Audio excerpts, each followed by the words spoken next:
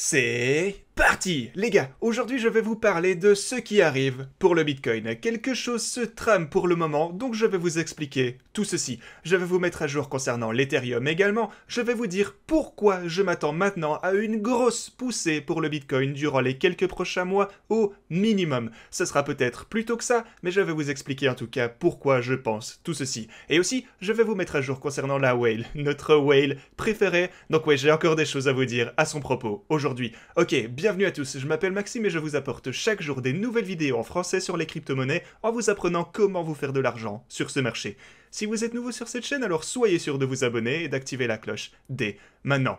Les gars, si vous voulez gagner des cryptos gratuitement, alors tout ce que vous avez à faire est d'être abonné, avoir la cloche activée et regarder les vidéos pour répondre aux questions que je vous pose tous les jours. Ok, donc passons directement au Bitcoin. Et ce qu'on peut voir ici, c'est que rien n'a changé. Notre stratégie, nos plans, tout ce qu'on anticipait, tout ceci tient toujours en place. Parce que oui, ça serait facile de devenir un peu trop euphorique ici parce qu'on voit une énorme chandelle verte. Et donc, en fait, il n'y a pas de mal. Mais tant qu'on ne perce pas le niveau de 42 000 $, donc la ligne rouge juste ici, alors rien ne change. En fait, regardez ça. On a maintenant rencontré de la résistance ici en haut à ma boîte orange. Ici, 1, 2, 3, 4, 5, 6, 7, 8 fois sur les quelques dernières chandelles, 8 fois. Donc ouais, si c'était pas encore clair, ceci nous rappelle effectivement que ça va être difficile à dépasser. Et parlons un peu du coin qu'on regardait hier. Donc on parlait de tout ceci, cette formation, et j'anticipais une cassure hors de ce coin, et on est bel et bien descendu. Mais en fait, on n'a pas vraiment vu une... on n'a pas vu une catastrophe ou une cascade vers le bas. Et donc ça, c'est chouette. Donc on a chuté de ceci, on a chuté de la formation, et on s'est heurté 2 fois par la suite, ce qui, ceci, a confirmé la cassure 2 fois, mais ensuite on est juste allé sur le côté. Donc on n'a pas encore vu, disons, une vraie cassure, genre une grosse chute de ce coin ici. Donc voilà, je voulais juste aussi vous mettre au courant de ça. Mais on a quelque chose d'autre que je voudrais vous montrer tout de suite. Donc pour le moment, on est en train de former une sorte de formation comme ceci. Donc je suppose que vous pouvez le faire. Et en fait, c'est sur le graphique de 4 heures. Donc je pense que si on le fait sur le graphique d'une heure, ça va commencer à ressembler à quelque chose. Donc voilà, vous pouvez voir que on est très clairement... on est en train d'imprimer un triangle juste ici. Et maintenant... Bien sûr, tout le monde est cramponné à son siège. Et parce que, est-ce que ça va casser vers le haut ou est-ce qu'on va chuter vers le bas? Eh bien, une chose que je sais, c'est que si on perd ceci vers le haut, ça ne change pas le fait qu'on ait toujours notre grosse résistance ici, juste au-dessus, ok? Donc on a toujours cette résistance massive. Donc je ne m'attends pas à ce qu'on décolle, genre tout droit et qu'on passe à travers tous ces niveaux de résistance juste parce qu'on a pu passer au-delà de ce triangle. Je ne pense vraiment pas. Cependant, si on chute de ceci vers le bas, alors ça, c'est potentiellement un signe qu'on va retourner vers cette ligne bleue juste ici, au minimum. Donc, ouais, peut-être qu'on va pouvoir récupérer une occasion d'acheter ici à ces niveaux. On verra bien, les gars, on va voir comment ça va se passer. Il y a aussi quelques personnes qui me demandent pourquoi ne pas juste shorter ceci vers la ligne bleue. Eh bien, c'est juste que j'aime pas trop parler de shorting sur ma chaîne YouTube parce que le shorting est quelque chose que vous devez utiliser avec une très bonne gestion des risques. C'est quelque chose avec lequel vous devez être très prudent, et spécialement quand on est toujours, comme je le crois, dans un marché haussier. Donc voilà, je voudrais pas juste balancer des shorts à tout va, et surtout ne pas montrer mes propres trades de ce genre, parce que certaines personnes vont les regarder et, vous savez, ils vont juste appuyer sur le bouton de vente et mettre tout en place pour leur propre short. Et, eh bien, ils ont juste pas la même gestion de risque que moi, ils n'ont forcément pas la même stratégie. Donc si vous voulez essayer de shorter, évidemment, il n'en tient qu'à vous, mais en général, je me montrerai prudent en shortant dans un marché haussier.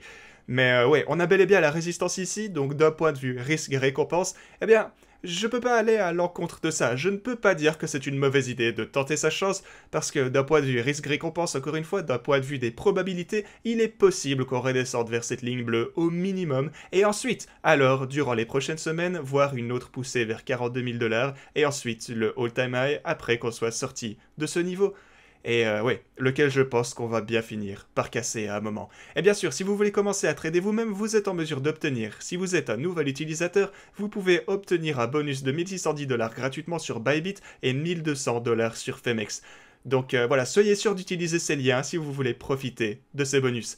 Et aussi les gars, on vous offre le meilleur kit de trading, le Lux Algo. Si vous voulez gagner la possibilité de gagner le Lux Algo pendant 1 an, alors allez sur mon Twitter, retweetez ceci, likez le post et publiez un commentaire en dessous. Suivez ces instructions et bien sûr il s'agit bien de janvier 2022 comme j'ai remis ici. Donc n'hésitez pas à faire ceci si vous voulez tenter votre chance de gagner le Lux Algo. Ça va prendre fin d'ici quelques heures donc allez vite. Tentez votre chance. Mais continuons et parlons un peu de l'Ethereum. Donc l'Ethereum en ce moment, en fait on a vu une belle petite poussée ici hier, mais pour le moment on se repose sur le niveau de support de 2400$ pour l'Ethereum. Et ça a été... Genre j'ai l'impression de parler de la même chose chaque jour depuis une éternité, mais... Eh bien si on perce ceci, on peut percer aussi le niveau de 2500$ par la suite, et alors je m'attends à une poussée relativement rapide vers le prochain niveau à 2850$. Donc voilà ce que j'anticipe pour l'Ethereum et comme vous le savez, je vous tiendrai au courant. Mais pourquoi est-ce que je pense que le Bitcoin va continuer à monter ici durant les quelques prochains mois? Eh bien, donc ici, regardez, vous avez sous les yeux le S&P 500, donc les marchés traditionnels, et ici ce sont les marchés à terme. Et vous pouvez voir qu'on est sur le territoire du all-time high. Même si on a vu un petit retrait sur les quelques dernières chandelles ici, eh bien on est toujours proche d'un all-time high sur les marchés traditionnels. Et vous pouvez voir que depuis avril, on est beaucoup monté pour le S&P 500. Ça n'a fait qu'augmenter. Vous pouvez le voir juste ici, donc presque 8% sur l'index du S&P 500, ce qui est énorme pour les marchés traditionnels. Mais le Bitcoin de l'autre côté, si on regarde le Bitcoin, vous pouvez voir que, eh bien, durant la même période de temps, le Bitcoin n'a en fait qu'aller vers le bas. Donc, qu'est-ce que ça veut dire? Est-ce que ça veut dire que vous devriez investir dans le S&P 500? Non. Je pense pas. Et en fait, quand vous regardez tous les marchés différents, et pas seulement le S&P 500 durant les 3 derniers mois, absolument toutes les classes d'actifs sont montées, sauf le Bitcoin. Donc vous voyez, on a les petites capitalisations, vous avez les marchés européens, vous avez... Enfin bref, tout n'a fait que monter ici durant les quelques derniers mois. Et je pense que ceci est une anomalie. Je pense que le Bitcoin va surperformer ses actifs. Et il nous a montré tout au long de son histoire qu'il finit toujours par faire mieux que l'entièreté de ses actifs, à chaque fois. Donc j'ai l'impression que le Bitcoin est en fait sous-évalué comparé à ses autres classes d'actifs. Donc, ouais, c'est juste mon... Disons que d'un point de vue général, je pense que le Bitcoin est sous-évalué. Je pense que le Bitcoin va continuer à grimper à un moment. Et bien sûr, vous ne pouvez pas regarder à ça de manière isolée. Parce que le Bitcoin vient tout juste de... Disons, si je prends en vitesse le graphique journalier ici, le Bitcoin sort toujours d'une course majeure. Donc, vous savez, certaines personnes vous diront que ce que vous voyez en ce moment avec le Bitcoin qui sous-performe par rapport au S&P 500, ils vous diront que c'est juste logique parce qu'on a vu une telle course pour le Bitcoin précédemment, et ça fait sens également, mais c'est juste pas quelque chose d'unique en fait. Le Bitcoin a toujours eu ses courses haussières impressionnantes, il a toujours eu ses poussées complètement folles, et ensuite, eh bien, il prend un moment pour se reposer avant de recommencer à faire mieux que le S&P 500. Et en fait, si j'active le S&P 500 en tant que superposition ici, vous pouvez voir que le Bitcoin suit définitivement le même cours de très près. Et ici, on peut jeter un œil vers 2016 et vous pouvez voir que, encore une fois, ça le suit plutôt bien. Vous ne voyez pas tant d'anomalies que ça vers ici. Je veux dire, durant le marché baissier de 2017, eh bien, vous avez pu voir le S&P 500 qui descendait de manière significative juste ici. Donc regardez, là ça descend et aussi le Bitcoin est descendu drastiquement. Donc vous avez vu que durant cette période, en gros, le S&P 500 était aussi dans une sorte de marché baissier, ou disons un marché en crabe, au même moment où le Bitcoin était exactement dans le même style de marché et qu'il est descendu ici. Et ensuite, on a vu une grosse chute pour le S&P 500 juste ici, et c'était aussi une grosse chute pour les marchés du Bitcoin, donc au même moment. Mais, eh bien, laissez-moi juste retirer tout ça.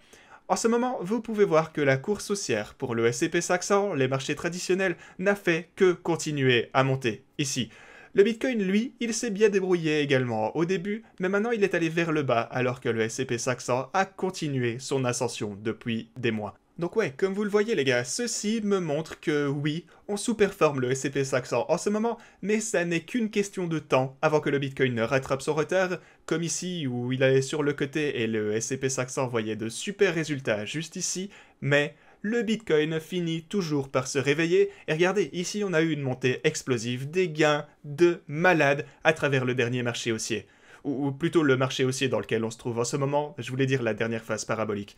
Ok les gars, question du jour. Comme on vient de parler des marchés traditionnels, j'aimerais savoir si vous investissez personnellement dans ceux-ci. Donc, à quel point avez-vous diversifié votre portfolio et quelles sont les raisons qui vous font investir dans une classe d'actifs plus que dans une autre? Voilà, faites-moi part de vos investissements préférés dans les commentaires. Et n'oubliez pas d'ajouter votre adresse BSC, mais surtout, allez lire les instructions si vous avez le moindre doute, car je vois toujours pas mal de personnes qui ne me donnent pas la bonne adresse. Donc, ouais, voilà ce que j'avais pour vous aujourd'hui les gars. En fait, je voulais vous parler de cette whale juste ici, mais je vais garder ça pour la prochaine vidéo. C'est pas quelque chose d'urgent, vous tracassez pas, c'est juste quelque chose qui, je pense, est vraiment cool, quelque chose qui va grandement vous surprendre. Donc si vous voulez en savoir plus, alors abonnez-vous et je vous parlerai de ceci dans la prochaine vidéo. Donc merci beaucoup d'avoir regardé et à la prochaine.